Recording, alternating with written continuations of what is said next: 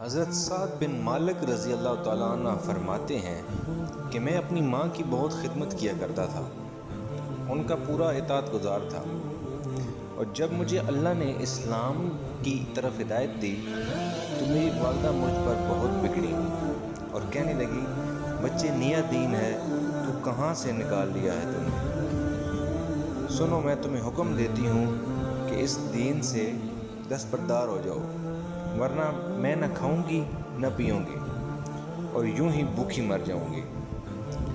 میں نے اسلام کو نہ چھوڑا، میری ماں نے کھانا پینا ترک کر دیا اور لوگ مجھے چاروں طرف سے آوازیں کسنے لگے۔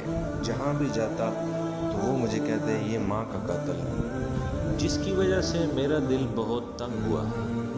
میں نے اپنی والدہ کی خدمت میں بار بار عرض کیا، خوش آمدیں کی، ان کو سمجھایا کہ اللہ کے لیے اپنی ضد سے باز آ جائیں۔ یہ تو ناممکن ہے کہ میں حضرت محمد صلی اللہ علیہ وسلم کا دین چھوڑ دوں، اور میری والدہ اسی طرح انہوں نے 3 دن فاقہ کیا، انہوں نے کوئی چیز نہیں کھائی، ان کی حالت بہت خراب ہو گئی۔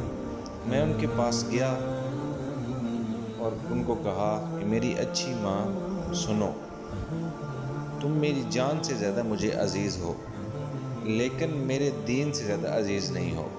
واللہ ایک نہیں تمہاری 100 جانیں ہوں اور اسی بھوک پیاس میں ایک ایک کر کے سب نکل جائیں تو میں تب بھی دین اسلام کو نہیں چھوڑوں گا۔ یہ بات سن کر وہ بہت مایوس ہو گئیں اور انہوں نے اپنی ضد چھوڑ دی اور کھانا پینا شروع کر دیا۔ ناظرین، یہ ویڈیو آپ کو کیسی لگی؟ اس کے متعلق اپنی قیمتی رائے سے ہمیں ضرور آگاہ کیجیے۔